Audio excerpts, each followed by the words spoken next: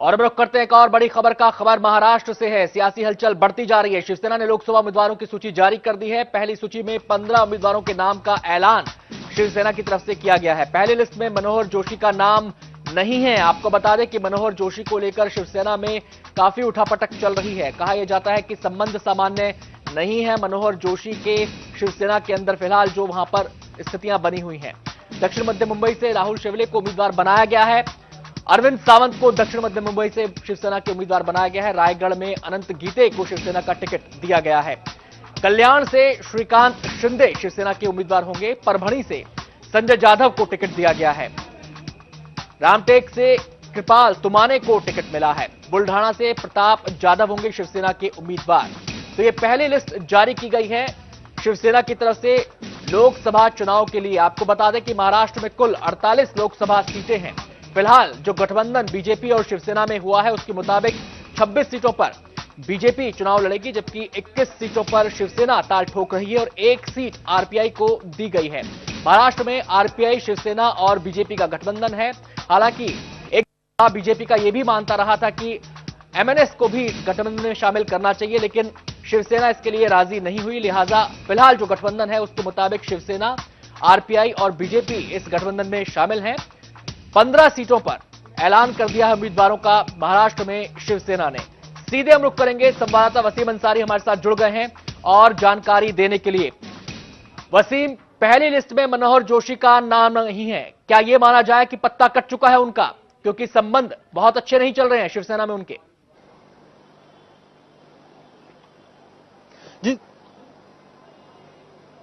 जी जरूर कहा जा सकता है, क्योंकि जिस तरह से देखा गया है उद्धव ठाकरे ने जो अपनी पहली सूची जारी की, उस सूची के अंदर मनोहर जोशी जिस सीट से उम्मीदवारी चाहते थे वहां पे उनके नाम को शामिल नहीं किया है, बल्कि वहां पे राहुल शेवाले जो बीएमसी के स्थायी समिति के अध्यक्ष हैं उन्हें शामिल किया गया है। यानी कि ये जो पूरी लिस्ट बनी है इसे उद्धव ठाकरे की लिस्ट कहा जा सकता है। जिस तरह से देखा गया था कि जो सीनियर लीडर्स है खास करके शिवसेना के, वो काफी नाराज थे इस पूरी सूची को लेकर और आने वाले वक्त में हो सकता था उद्धव ठाकरे इस तरह के डिसीजन ले, ये पहले से जानते थे। इसकी वजह थी नाराजगी साफ तौर पे दिखाई दे रही थी और आज ये लिस्ट आने के बाद साफ हो गया है कि अब मनोहर जोशी जो जिस सीट से चाहते थे वो उम्मीदवारी, वो सीट पे अब उन्हें उम्मीदवारी नहीं दी गई है, बल्कि युवा चेहरा खास करके उद्धव ठाकरे के करीबी राहुल शेवाले को उस स्थान से टिकट दिया गया है। और ये जो पहली सूची जारी की है इसके बाद अब भी शिवसेना की लगभग 5 नाम और बाकी है, लेकिन अब वो नामों में भी ऐसा नहीं लग रहा है कि मनोहर जोशी को तरजीह दी जाएगी। वहीं देखा गया था कि इससे पहले मोहन रावले जो 5 बार सांसद रह चुके हैं उनके नाम की भी सहमति नहीं है, उन्हें भी पार्टी से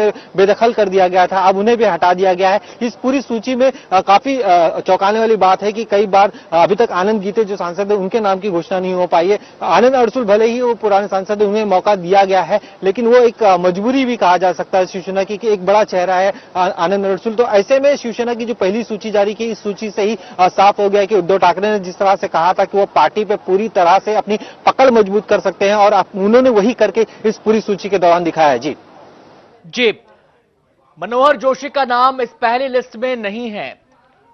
अब उम्मीद भी बहुत कम नजर आ रही है कि आगे उनका नाम शामिल हो सकता है, लेकिन पार्टी के जो सोर्सेज हैं आपको क्या जानकारी दे रहे हैं? एक तरीके से इशारा मनोहर जोशी को कर दिया गया है कि वो अपनी दिशा खुद तय कर सकते हैं, अपना रास्ता खुद तय कर सकते हैं। मनोहर जोशी क्या इस दिशा में कदम उठा सकते हैं?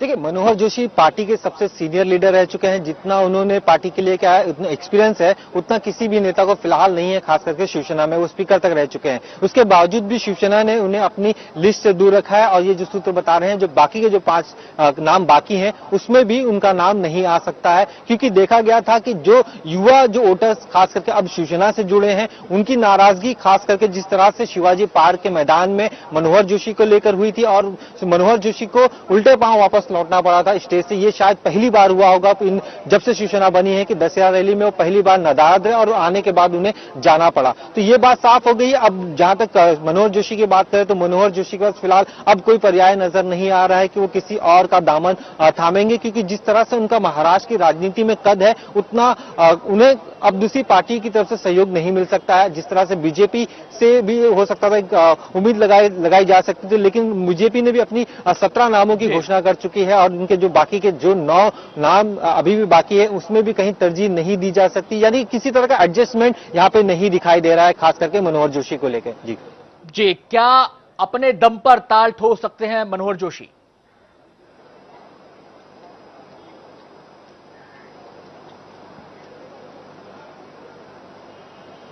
जी, मुश्किल लग रहा है, क्योंकि जिस तरह से एक पूरा लोकसभा चुनाव का एक पूरा माहौल बना है, उसमें मनोहर जोशी इस तरह के कदम उठाकर वो आगे की जो अपनी राजनीतिक कैरियर है उसे खत्म करना नहीं चाहेंगे। हो सकता है अगर इसी तरह से अगर वो पार्टी की नाराजगी दूर करे तो आने वाले वक्त में उन्हें राज्यसभा का सांसद बना के भेजा जा सकता है। पार्टी इस तरह की तरजीह जरूर दे सकती है, लेकिन फिलहाल जिस तरह से शिवसैनिकों की नाराजगी थी, उस नाराजगी को देखते हुए जिस तरह के फैसले लिए गए हैं और जिस तरह से साफ कहा था कि नए चेहरे उनकी सूची में होंगे और ये पूरे जो सूची देखी जाए उस सूची में खास करके युवाओं को तरजीह देने की पूरी कोशिश की गई है उद्धव ठाकरे की तरफ से। जी, बहुत बहुत शुक्रिया वसीम आपका इस पूरी जानकारी के लिए। रुख करते हैं अगली बड़ी खबर का। कैबिनेट मीटिंग में कई अहम फैसलों पर मोहर लगी है। कैबिनेट ने आंध्र प्रदेश में राष्ट्रपति शासन को मंजूरी दे दी है।